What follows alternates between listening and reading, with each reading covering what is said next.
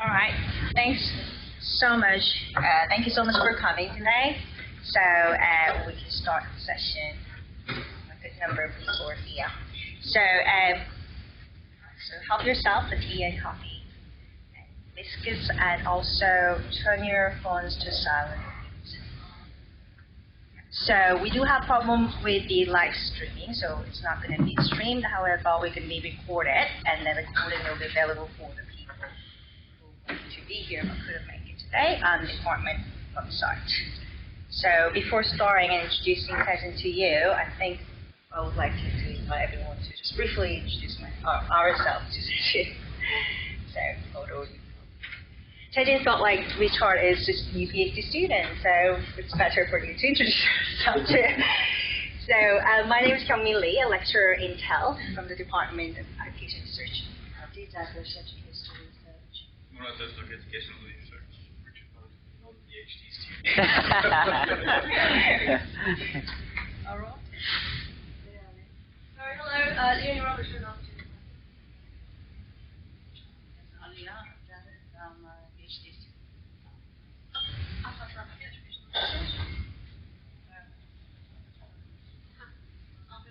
Yeah. Behind you from PhD student.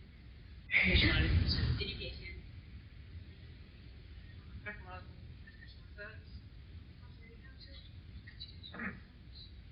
Brett Lai, I'm also from Educational Research. I'm so glad to introduce Sejin Lee to everyone. Thank you so much for accepting this offer with such a short notice. But we're really excited about listening to you for the next 45 minutes. So Sejin Lee is from South Korea. He's a PhD student, and he's doing his second year, and he's been doing great. So already he finished his data collection and analyzed it quite a bit. So today he's going to present the problem of investigating for the past year and a half, and then kind of present a rough draft analytic findings and results. And he's like, I'm pretty sure that he's happy, and I'm happy too, for everyone to jump in and just give feedback and kind of ask more questions. So the title of his presentation is Smart Teachers in a Smart City, and Discourse Study on the 21st Century Techno-pedagogy in South Korea. So shall we invite him? Hello everyone, thank you for coming here. So let me start my presentation with this topic. So could you tell me anything that you think is related to smart? Smartphone, yeah. We have smart motorways always being installed around here that cause a lot of disruption. Smart motor? Smart motorway.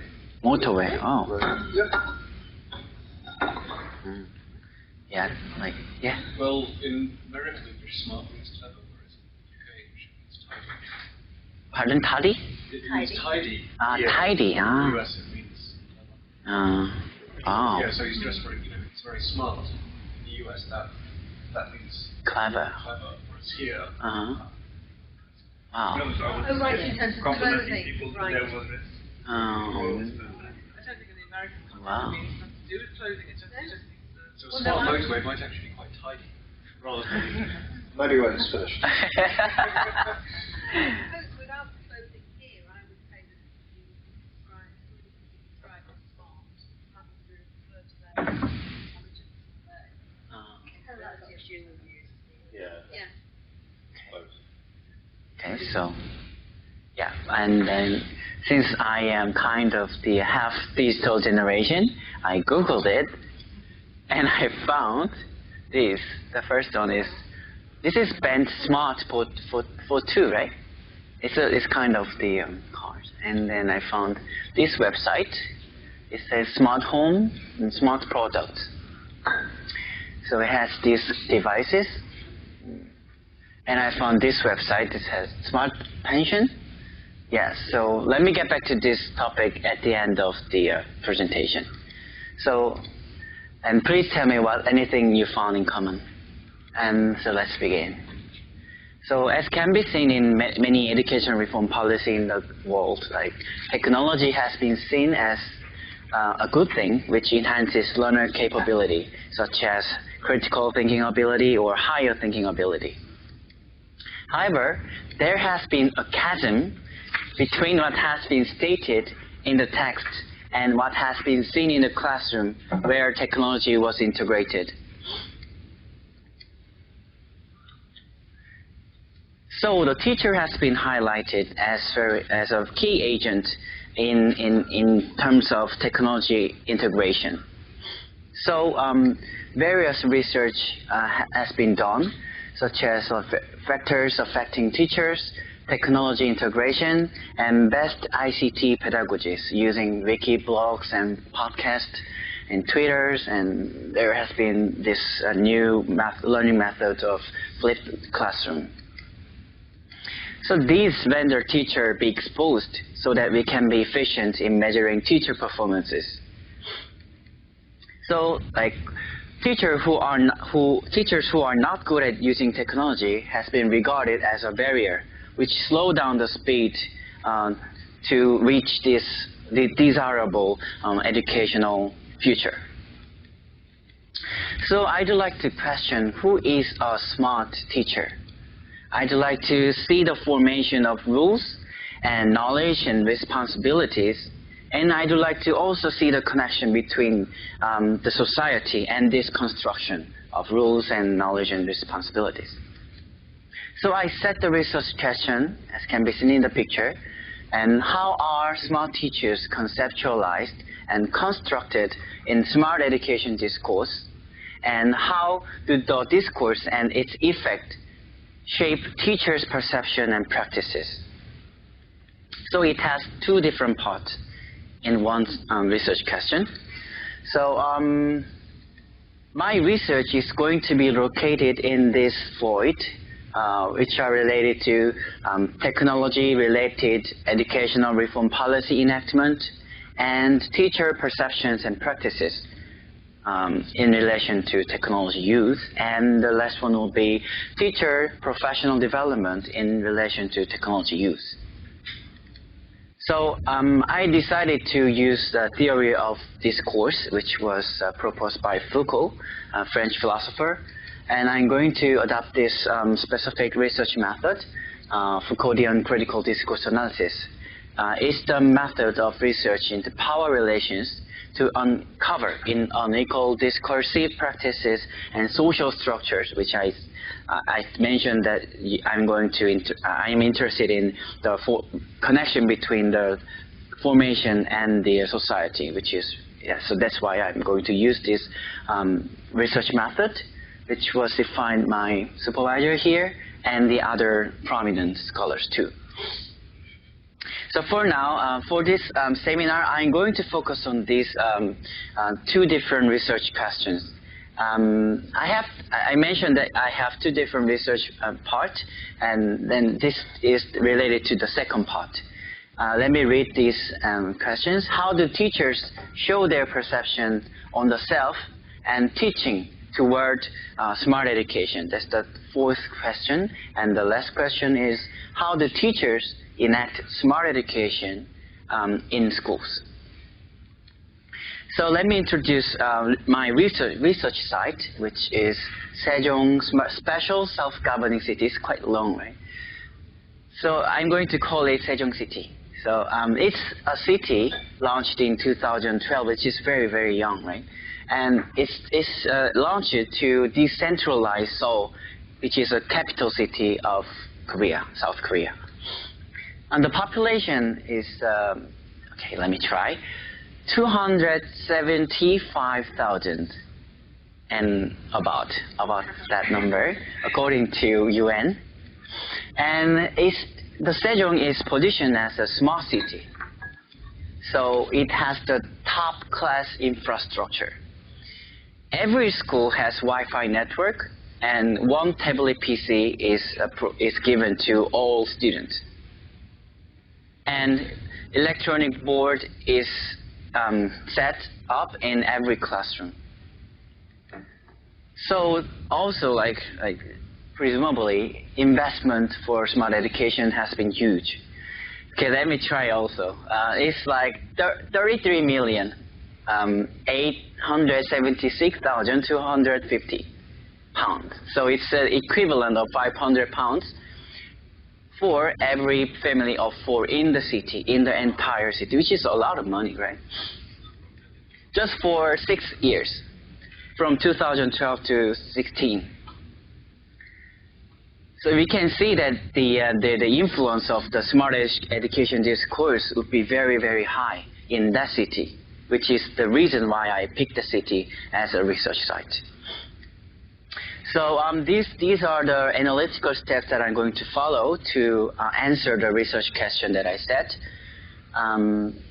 Those are, what are teachers' perceptions regarding smart education, and how teachers teach and learn, and what are teachers' taken for granted assumptions and knowledge in that space, and how these are related to strategies that schools and the city employ in enacting smart education.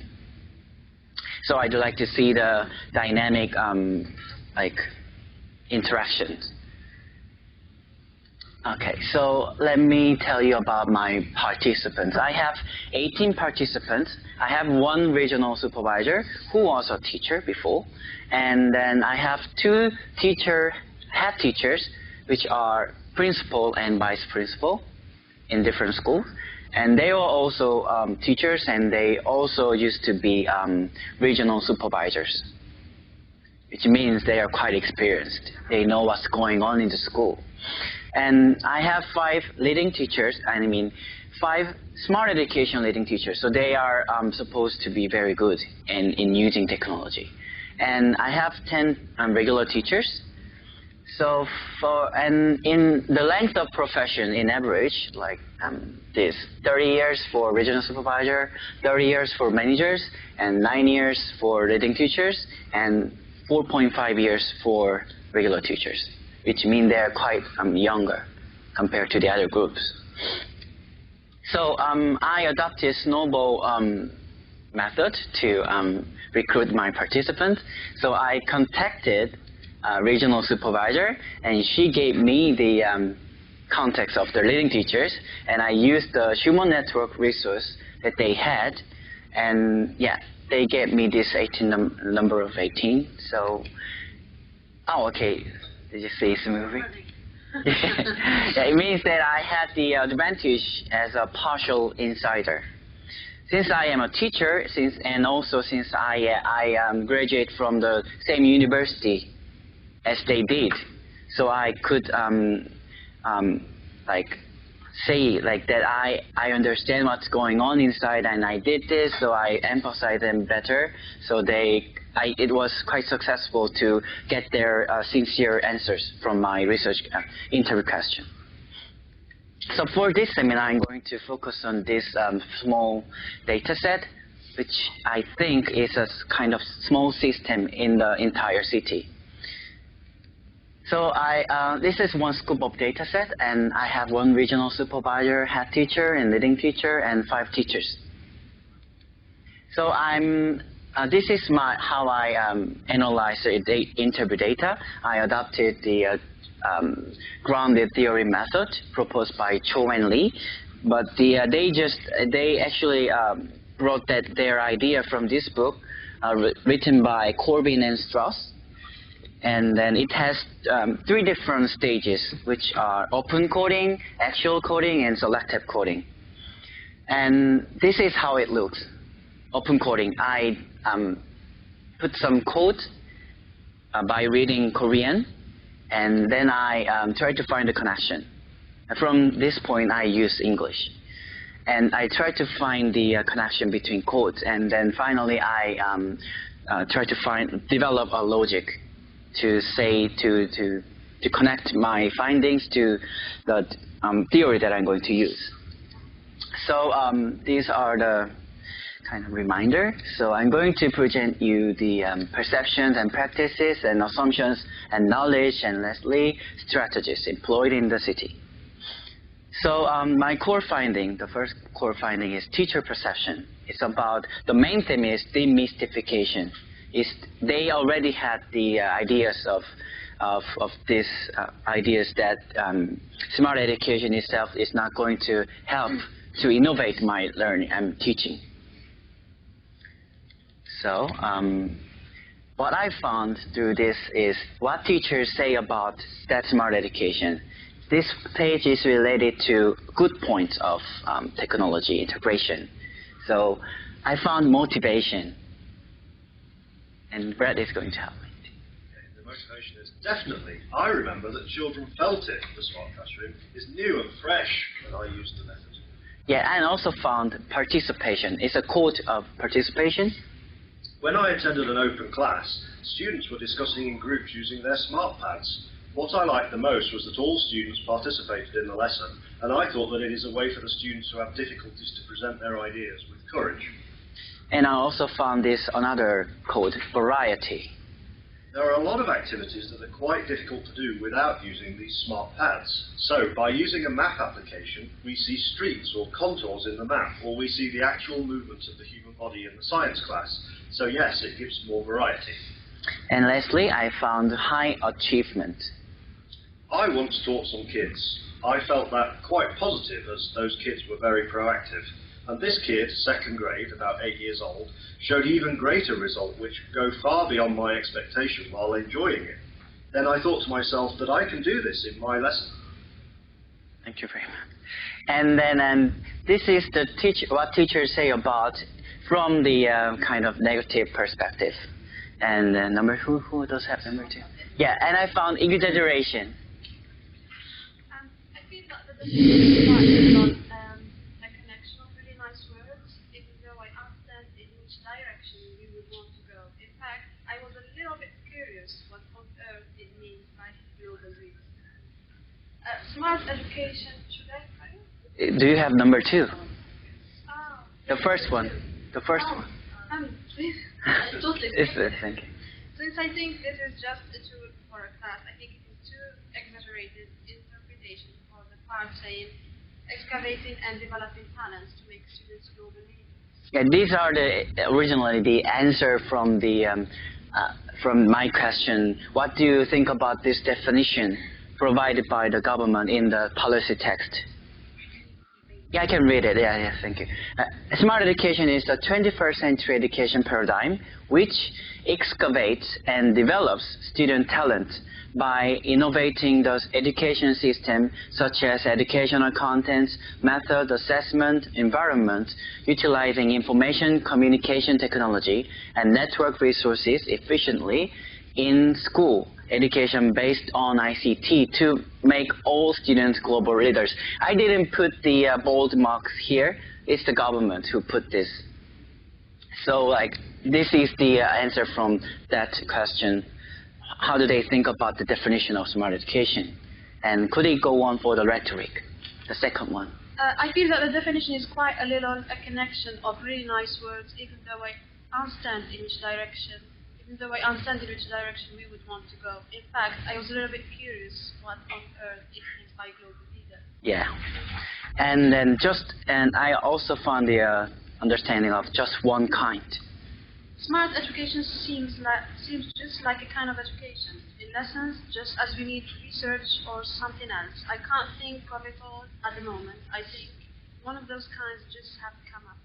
And I found this called gap. They say innovative education system. It just introduced a new IT technology. It rarely looks like that innovation is being made. Can all students be global leaders?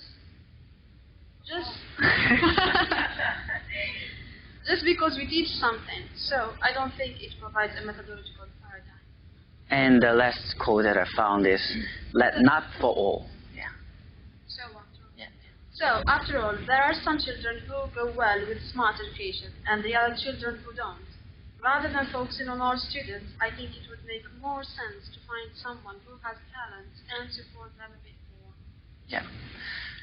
And then core finding too is the teacher's practice. It's a compromise between the imposed role that the schools or governments give, and their answers to those requests. So I found the code not in service actually. Who has number 3? Yeah. I heard that while the city is oriented to smart education, it is not actually implemented in the classroom. It's the answer from this question. What did you hear about smart education in Sejong? So she answered. That while the city is oriented to smart education, it is not actually implemented in the classroom. And I found the other practices like necessary evil. Yeah, smart education is such a thing that I don't want to be closed, but have to be closed. Yeah, so you can see the conflicting perceptions toward this practice. And this is what teachers have gone through, and while they are implementing that smart education method. Who does have number 4? Yeah, I found the errors and broken down. Yeah, normally since they are machines, they break down frequently, and there are times when a machine works and doesn't work for no reason. So due to this mechanical or online error, 40 minutes just go really chuckle for nothing. Yeah. And also found distraction. So it seems that there are often times when the tail is wagging the dog. I felt that children lose their attention to the learning objectives, and they just get interested in using the devices, even though they are supposed to be helpful in the lesson. Yeah, and I also found this time-consuming add-on. Yeah. You know, when we teach Korean, we should start from which is equivalent of ABC. Yeah. And then we move on to the next step. However, as I do smart education without those preparations, I couldn't get up to the regular curriculum pace since it's usually took more than 40 minutes. Yeah, the reason why 40 minutes comes up often is because the one class session is made of 40 minutes. That's why, yeah. And the last one will be laborious preparation. I need to borrow 24 pads to do this, and I need to set up an application by myself in all the devices, and it seems that I need to practice this at least 1 or 2 hours before this. Yeah, so this is what they gone through while they are implementing smart education. So this is what teachers do in the classroom. I mean, in the classroom or in schools. Since I don't have. Do you want me to give it to Richard? Thank you very much. I will read the final one. It's fine. Yes, I found the light use. Normally, since they are machines, they break down frequently, and there are times when machines don't work for no reason. So due to these mechanical or online errors, 40 minutes just go. Isn't it the same thing? Right? Okay. Same one? Yes, I think it's my mistake, yeah. So sorry for that. So, and then eventful use, and then can you read it?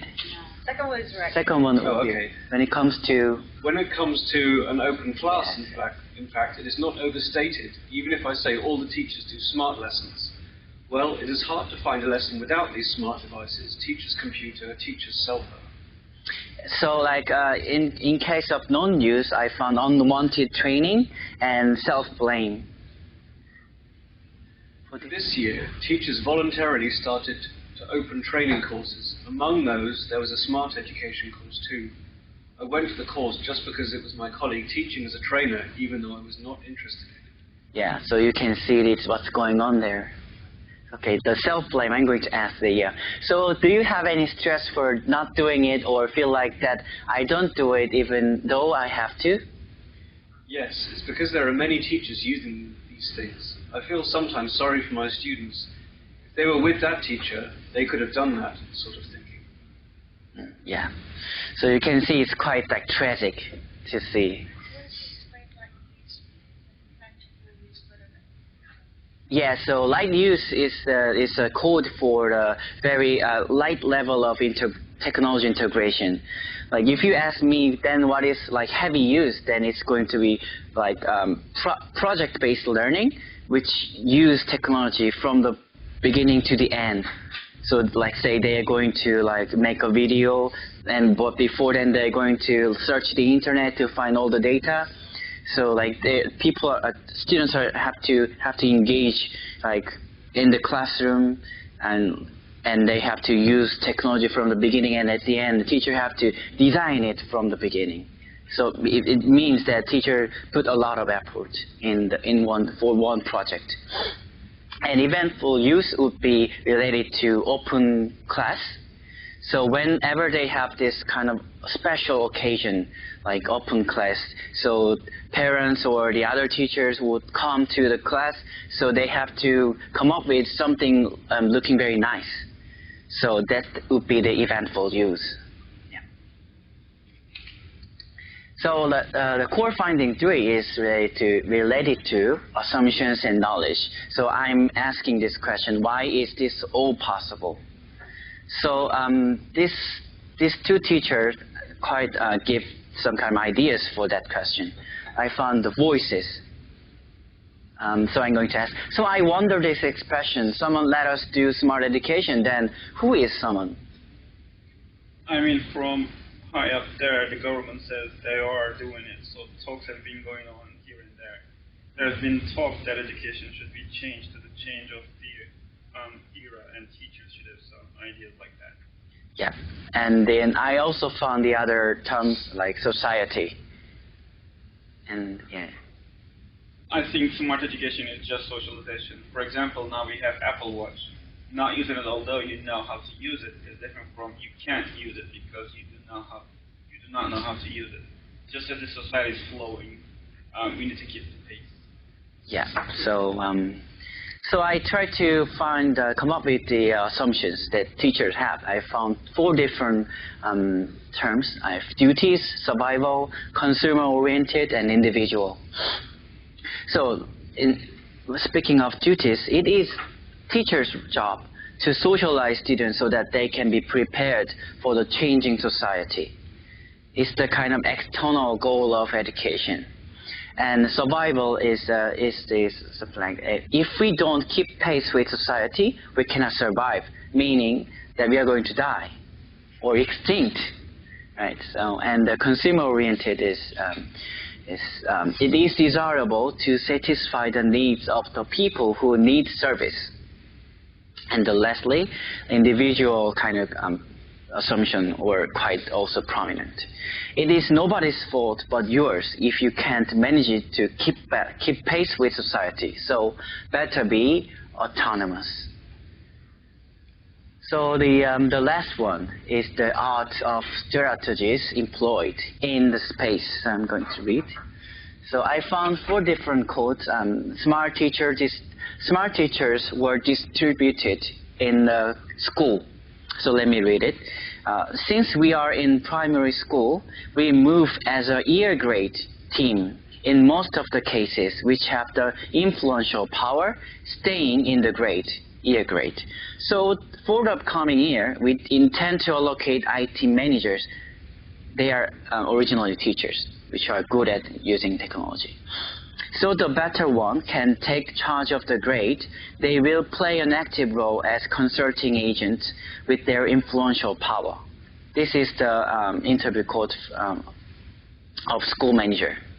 And the next one is personal encouragement from the manager. I think it is very important to provide the conditions so that the teachers can continuously study while seeking their interests. For example, if leading teachers want to take training courses in the middle of the school time, I give them permission to go, and when they have lectures, I say, have a safe trip, and this is how you learn better. So, and the regional branch also come up with the special strategies. Yeah, it's the bespoke training provision, which is tailored kind of opportunity to learn something. I've started a customized training. As the school asks, if they ask us for the instruction in utilizing smart devices or electronic board, we let them take the course. If they ask us for the teaching methods, we let them take the course. Well, you know, we switch it to an autonomous request-based system. And lastly, I found the pre-designed lesson plan provision, which is very, very detailed, planned, ready-made teaching plan. Okay, so the most important factor in utilizing devices would be real-life practicality, which is the usability. To increase the actual competence, we introduced teaching contents, and in a lesson regarding a certain content, we covered how to manage the lesson, which part of the content would be better to be drawn, how many sessions would work well with the specific teaching method. So we can see the very active interaction dynamic between teachers, and their perception and practices were quite like passive, right? But whereas they all notice what's going on in the classroom, so they want to make sure teacher actually use it in a at the deeper level. So if I connect this to the findings that I had for the first part of my research, it would be like this. And I found this claim that paradigm has been shifted in the published document. And they proposed this smart education as panacea, which promised that education would be self-directed and motivated, adaptive and resource-enriched and technology-embedded, which sounds very, very ideal and awesome. So, like, as we have seen, we saw many different types of teachers. Like, there were teachers who are not very happy about smart education, so like think in a very rebellious way. And I found also teachers who think they are lazy, and I also found teachers who are very good at or very enthusiastic about technology. So, like, due to this claims and argument made in the published document, like, financial investment has been successful, so the teachers were surrounded by like top quality smartphone infrastructure, smart infrastructure. So, and at times teachers were exposed to the gaze from all the other like stakeholders, like parents and students and teachers and everyone. So, and they were also encouraged to use it by their colleagues who are very good at using technology, which seems like ideal. So I tried to connect this to my theoretical framework coming from Foucault, which I think very useful. And then I thought I connect this to pastoral power. Is this kind of idea like it would be regarded as stupid if you stand against your shepherd who feeds you and provides your shelter. So smart education has this pastoral power. So like if I reinterpret this, it would be regarded as stupid if you stand against smart education, who makes sure that you are going to provide the best education method in the world. So do you remember these pictures? The Smartboard 2 and the other websites. I found this term auto. So this is automobile. This is the auto controllers, and this is auto enrollment. I have no idea what does it mean, but so here I'd like to say this: being smart is kind of equivalent of being autonomous. So I'd like to say being autonomous is kind of regarded as the best value that we can find in the era of technology. So my further research should be related to computing education issue. while I was having the interview, teachers were kind of confused, and they thought it's a kind of the same thing, but I think it's very different. But somehow it was they were regarded as almost the same thing. So it has been mixed with smart education discourse and goes together with smart education discourse, serving as its content. So, and also the other issue would be related to older teachers. I try to reach them without using using human network of leading teachers. I kind of approach them, but they refuse to do it, to take part in the research. So that's why I want to investigate. I request there's a need to do this. And finally would be the perspective of students, so that we can investigate the views of the other stakeholders. Yeah, so this is also, which scope do you want to take? So thank you very much. Thank you very much. So we had a question from Afaf. So do you want to ask a question, please? First, I'd like to thank you. It was really interesting. I always have a chance to think about this research. I always find it interesting. I just realized that you have, it's not I just realized, I've known before, but it just came to my mind now that you have different groups of participants. My question is, does this affect the way you analyze and present data? Or, I mean, are you going to compare and contrast between their answers, or are you going to connect between them?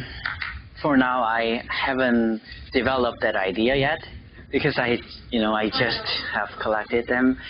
But clearly, they have very, very different view of that issue in integrating, like in terms of technology integration and their practice. They have very clearly different idea.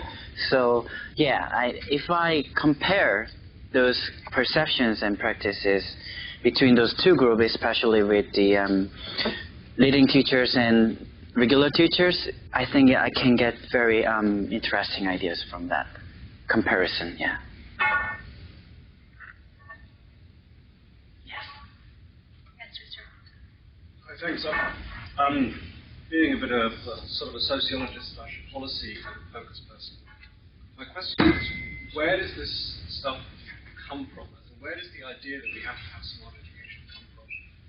One of the things that you pointed out at the end is that this is to do with there's going to be some kind of better educational outcome. We put the smart technology in the classroom and everyone learns better somehow. But also at the beginning, they've spent £33 million somewhere. So someone is benefiting from it. Yeah. And also then, I'm kind of struck, there was a point you made about survival. And of course, there's this notion of economic competitiveness. So I'm just wondering, where does this policy come from? Probably all of those things. Why are they spending 33 million? Yeah, I think I can answer to the question. Is the first of all, and in 2011, when that policy was made, they were so enthusiastic about becoming this country. I mean, the country has the most powerful human power, so that we can be competitive in global competition. So that was one goal that we had. So as you can see from the definition, you might remember this global leader words, right? So that's the kind of the goal that we really want to get. And the other thing would be related to the city itself. The city is launched to decentralize Seoul, which is the pure effort by its decision, by the country's decision, just like Brexit. So they really want to make it successful. So all this money just put into that space because they want to show that it really works very well. So that explains why it has been very generous with that amount of money. So it's international and regional competition. Yes. Yeah. I have another question. I got lost when you were displaying the slides, but what caught my attention really was slides where the titles were what teachers go through. Gone through? What teachers do. Yeah, okay. It just appears to me that they're the same because in both slides you were covering more obstacles than issues. So is there a difference between the two from your perspective? Yeah, this one is related to their notions. Are you talking about this one? No, what teachers actually have gone through. Gone through, here. Right, this one. So what I understand is that they both cover obstacles and issues. Yes. So am I right, or do you see it from that perspective? Could you repeat your question? The question is, what's the difference between what teachers go through and what teachers do, since both cover obstacles and issues? Right, you're right. Yeah, they both talk about the kind of obstacles and issue. But what I mean by what teachers have gone through is their experience. It's the things happened beforehand, like which affect their perceptions and practices. So what teachers do is related to what they have been currently doing, what have been doing after all these things happened. So as I'm understanding it, you're saying what they've gone through is experiences, and what they do is what their actions, their practices. So it's not from the experience. Yeah. Better? I've got two questions. The one I was going to ask first, I'm going to reverse it because it builds on that, which is if I can, I get how you've come up with these categories that are, shall we say, the row headings. But let's imagine the relationships between, what teachers say, their compromises, what they've gone through, what they do, and what is assumed. Is that a framework that you had set out from the start of the research? Is that the contours effectively of your theoretical framework? Or where has that demarcation between the tables come from? How did you arrive at that? Is that just something from the data? Or? Yeah. I don't think it's coming from the theoretical framework, and I wanted to build up from the ground. So I wanted to find what has been going on there to really say confidently that this is what's happening, and without forcing them to say what I want, and I want to find something, and then I want to see the dynamic. That's the biggest goal, biggest focus that I had. I really wanted to find the dynamic, because it's coming from the confirmation panel that I had. I think Murat mentioned that there should be some kind of resistance or some dynamic or interactions between the power and the agency. So I wanted to find those connections. So I was wondering whether you were tracing through, I remember Kyung-mi's presentation, and I know she's a supervisor, where she was tracing a model, discourse comes from here, and then it does this, and then I wondered if that was your equivalent, but it's not, that's come from what they've said. I feel like I'm in the Bible with talk on behalf the other question I've got, if you have to hear, is a bit more fluid and conversational, which is, you talked about how this is a national initiative, and teachers are resisting it, and so on. What I'm missing is that middle bit, which is, this is a city. This is a city that's very special. Did people talk about that? Like, I have to be a good, smart teacher because I'm working here. Yes, if I exactly. was down the road, it wouldn't matter so much, but I'm here. Or I have to be at a higher standard here. Or did you get a sense of pride or resistance of Sejong as a city, as opposed to smart discourse as a national policy? Yeah. I did ask that question too. It's like one of the interviewee and said, and I asked this question: why did you come to this school? And she said, it's because I was interested in smart education. That's why I am here. So there were quite 3 or 4 teachers. Yeah, at least 1 or 2, I think. Those 2 teachers actually feel something like pride when they explain about their choice or decisions before, like in 2012. So that's actually the why they wanted to be in the city. Building on that a little bit, is there a difference between smart education in a smart city as opposed to just smart education? The things that you outlined about what would be indicators of smart education, I was thinking I'm a governor of a special school nearby, and they have all those things.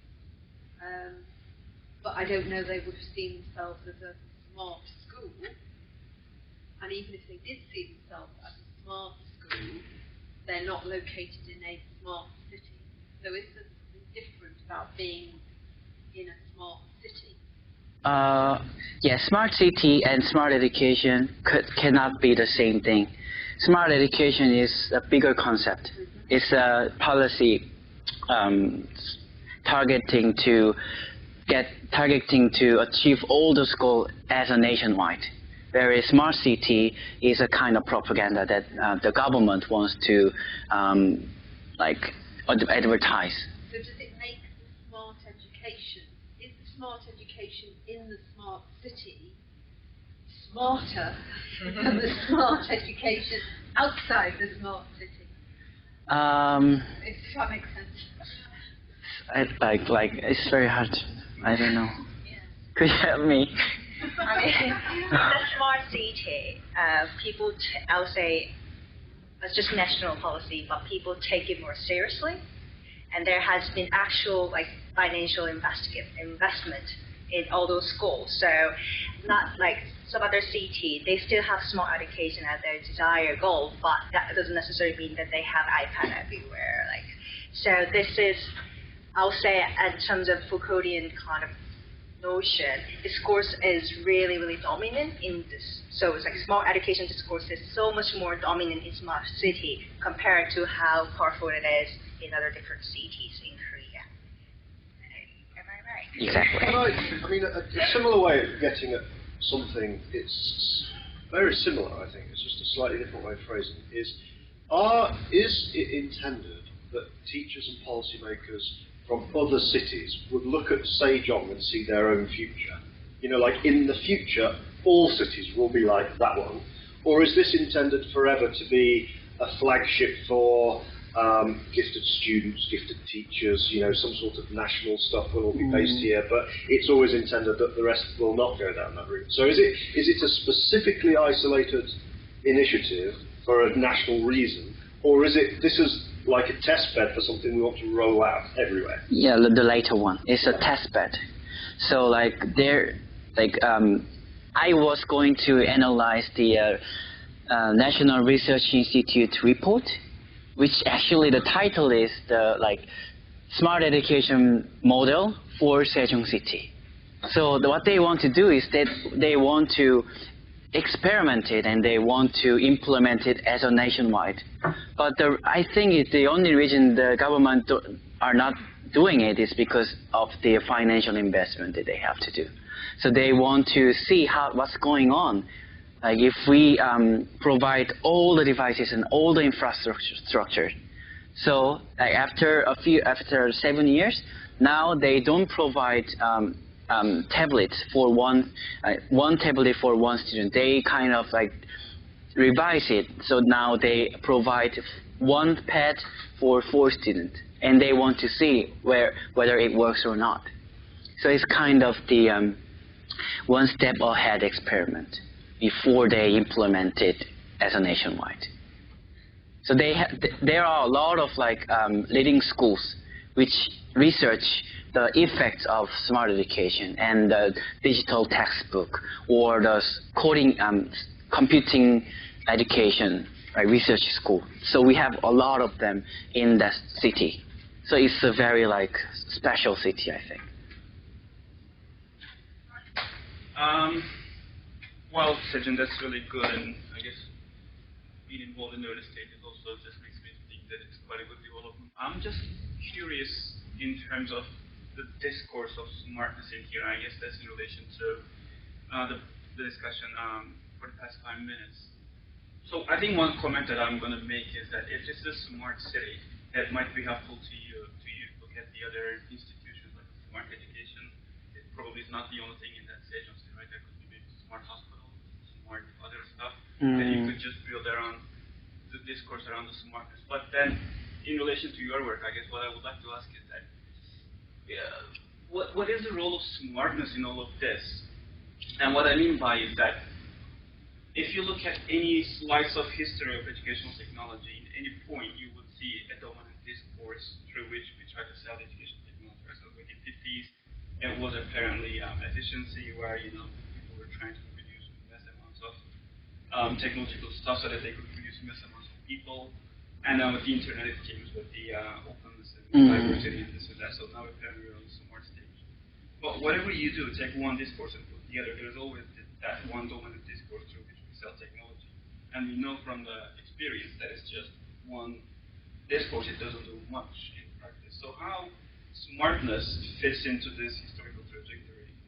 You think that's going to be just another failed, recycled theme that we're just going to move on to a next, perhaps intelligent city or whatever the discourse would be? And how smart discourses, you think, are related to other discourses, say efficiency or productivity, all things that we've been using so far? Yes, I will try to answer to your question. So then I found this very interesting term called the ICT education. When I asked teachers that how do you think about smart education, and before beginning their answer, they put this word. Smart education is not that popular these days, so which makes me very nervous. But after I really started, it was just there. And I asked about this to the regional supervisor, and I told her that, I sense that the smart education is not that strong these days. And she said, yes, it's correct. It's because of the policy decision made by who's the governor of the education in that city. Governor didn't like that term, so he wanted to change the term into ICT pedagogy, like ICT education. That's why I haven't seen that word, but it's still going on. So relating to your question, all those technology initiatives has been there with the term of ICT, right? And we put this new word, we coined this new term, smart education. So smart education has been successfully took all those technology initiative there. It contained all the things, and the government has been changed from the conservative one. Now we are in the kind of liberal one. So the policymaker wanted to erase all the legacy from the other government, from the previous government. So they have been using ICT. But after this, since the smart education is coming up again because of the other technology, like as I said before, like computing education. Now this kind of new technology give all the interest to the smart education again. So smart education comes up again. And teachers has been confused whether smart education is computing education or ICT. So I think I have to also cover that issue too. Like in that smart education discourse, there are very, very different sub-branches of technology, like computing education and ICT, and teachers were confused. So yeah, I have no idea what's going on after this, but yeah. And in relation to the efficiency and productivity, and also teachers had very contrasting ideas about the productivity and then efficiency. Some teachers said it's very efficient. Some teachers said it's not efficient, from different perspectives. So I think it's from that region. I think it's very hard to say how the discourse is related to efficiency and productivity. So one thing I found very interesting is basically, one of the teachers that you had there who was saying that, so it's like kind of, I think in my view, it's really like the power of discourse, like the dominant discourse put a lot of, so this person here, Sana here. so basically she was the one who has struggled a lot in terms of trying to prepare, like do the preparation. She eventually tried it, she decided not to do it. Yeah. But although she's really sure about her pedagogical belief is telling her that using this technology wouldn't be really useful for the student, though she's saying here that she feels bad for her student because she doesn't use it, whereas everyone else uses it. She feels like her student, because she doesn't do that, has missed out something very important. Yes. So that's kind of conflicts that people are like, Yes. yeah, their practice and their experience are telling them one thing, and they're very strongly holding their pedagogical belief, but still feeling guilty about the things that they made it. I think that's something very showing, interesting kind of this power of discourse. So do you want to kind of unpack that a little bit? Yeah. I've seen that kind of conflict a lot from people. A lot. I mean, she's the most prominent one who showed this inner confliction, and since almost every teachers had been using technology as a form of light use, so they quite were feeling some kind of dissatisfied emotion to their teaching practice, because what they see in that particular schools are very, very extremely well experienced or super teachers who are using technology like just their language, like mother tongue. So when they try to do that in their classroom, what they see is it's not special, it's not smart, and they realize to do that, to do the class, to do the lesson just like the other experienced teacher do, then they realize that it needs a lot of effort. Then confliction comes. Yeah, to do that, I need to put a lot of effort. Without that, I cannot do that. But I know what it can do, in the classroom. It can do this. It can connect the classroom to the USA and talking to the vice president of Microsoft. Then they see those kind of stuff in the open class. And students are using English. And since Sejong City is a very special city, there are a lot of governmental officers, which can be supposed have very higher social status.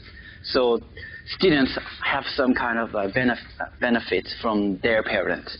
So they have their very high academic competence. So whatever teacher asks, they have this potential to achieve it. But to do that, I need to do a lot of stuff. So I think this is the point where confliction coming into their perceptions and practices.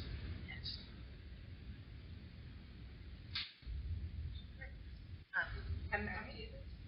Okay.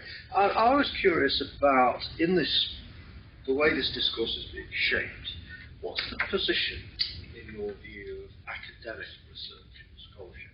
So I remember back when I was more involved in things like this, it's quite a while ago now, perhaps 10 years ago, but there was a lot of sense of the government hiring researchers to try and, via giving grants to institutions, to try and provide the research to say what we want you to do is the right thing, and you'd end up with teachers saying, research has shown that I have to do this, So did you feel that there's a lot of research supporting this discourse, and what is your feeling about how academics should be positioning themselves in relation to discourses like that? Yeah, this is quite the I think this one explains why I choose this research. It's coming from the same experience they had. I tried this flipped learning when I was teacher, before I start this PhD course, and I felt, this is very, very tiring, exhausting, and it's not effective in my context. But everyone, one of my colleagues were nationwide celebrity in terms of smart education, and he was doing all the stuff, and he invited all the other diplomacy, all the other the important figures in the field of education in the other countries. So I then like, what is it? But then my original plan about PhD course was to develop a model for teachers to be efficient in digital literacy. I had no idea like then we can see this phenomenon from this perspective. So what I wanted to do is, what I see in Korean context is we don't have this kind of research. If I say this, they are not going to be, they might not interested in this. So that's kind of my goal, to actually say like, see, this is not the only one version of education that we have to like put a lot of effort. It's just a version of education. So yeah, that's my goal, and I have no idea if there's any. I know some scholars doing critical pedagogy, but I don't know anyone doing this kind of research in the field of technology integration in education. Yeah, so. Thank you, Sejong. I wanted to take you to the end of your presentation, and where you moved through the sort of auto-feel, the auto form or whatever, and then moved to autonomous. And I suppose I might think that auto is a prefix for quite a few words, and I wondered what your understanding of autonomous was, because I think that's probably a literature that you will need to think about. Yeah. I remember looking at it myself a little bit when I was thinking about self-directed learning or independent learning, and then autonomous learning, and actually what was it? So when you come to this point of autonomous, what are you seeing this as being? Or was that a very neat way to finish your presentation? I should acknowledge that that was the just an idea just came to me just end of the presentation. I mean, end of the preparation for the presentation. So like I wanted to find the very good closer. So I tried to finish my presentation with something like a keyword. So yeah, and maybe so I tried to find the reason why I want to use this word autonomous. I thought like, oh yeah, I can connect this to neoliberalism. Oh yeah, I can think, yeah, so that we can be competitive, and then. But I thought, yeah, this is too typical, and this is not going to contribute to the knowledge that we already have. So that's the point that I have. Yeah, so it might, I will. I'm sorry. Well, is the auto then potentially connected to automatic? Well, I wondered about automatic. Yeah, automatic. So like. It's worth thinking a little bit around. Yeah. So like, okay, so that just gave me this this idea like automatic. When you think something is automatic, it reminds us the machines, right? So then we could say then the selves that the society wants to make is machine. That they don't want us to be human. Well, that's a little bit, but actually about the notion of the automatic. Yes. So then possibly, if you did want to think about it a bit more, link that perhaps with what Murray was saying in terms of the earlier use of technology about being efficient. So I'm so old that I could remember when new things were being discussed, that they were going to be automatic, it's going to be efficient, and then you wouldn't have to actually do it. So there's possibly something to say around. I do want to also kind of critical about it. Like Foucault says, no one can be autonomous in this world because we're all like subjected to discourse. So as we have multiple discourses, that actually those teachers think that they're all autonomous, but we are not. We're all slave. Right. So you can just do that. Well, that's right, but it also does depend on what we understand by autonomous. If you're going to sit with autonomous. The other quick. The best one. Well, it's a little bit disappointing. It's related to auto then.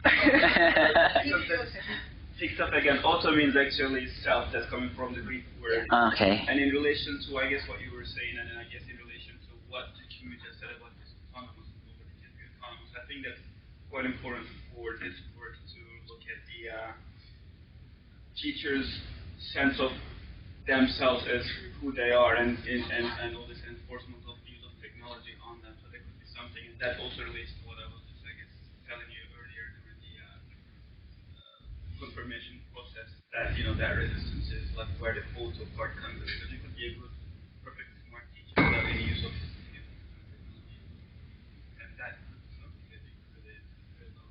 And I guess compare this idea of smart simulation to other things. Yeah. So my other completely different point was just in terms of the language. So obviously you're thinking about the discourse. I think towards the end you said possibly that maybe older teachers might and actually I wonder if you are thinking whether it's the age of somebody that's causing them not to be able to engage with technology, or it's the experience. So I say that on the basis that I am an older person, or I'm an old woman, but I can engage in technology more than sometimes younger people, but it's to do with experience. So perhaps just thinking about how you're using that, so whether it's experienced teachers or people with experience of technology as opposed to an old person or a young person. Yeah, I didn't cover this topic, age, but age was a very big topic in the interview, and I happened to have this interview with this teacher. She was the kind of the most experienced teacher among regular teachers, but she has been quite successful in integrating technology.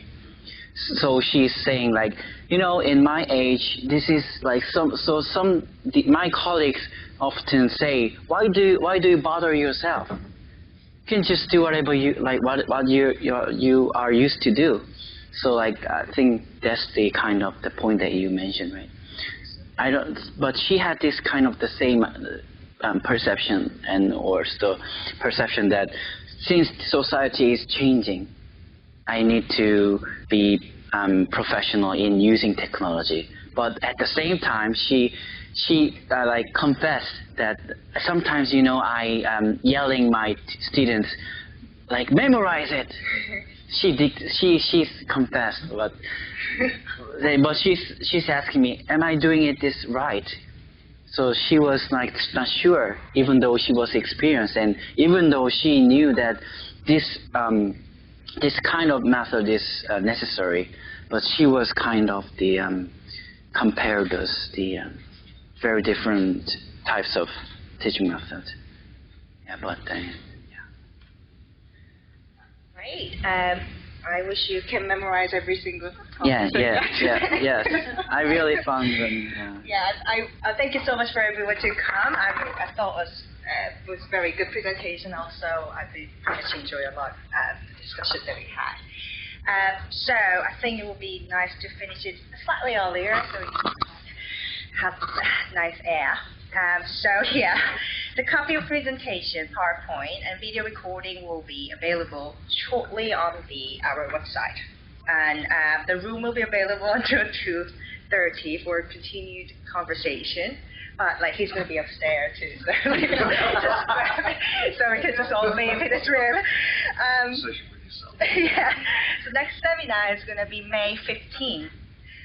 So her major car is going to come from Department of Criminology and Sociology from Middlesex University, entitled her presentation. Her presentation is Journeys and Politics, Digital Media Used by Young People with Physical Disabilities. So I hope that everyone can come back for that nice sounding presentation as well. And we should say thank you. Great.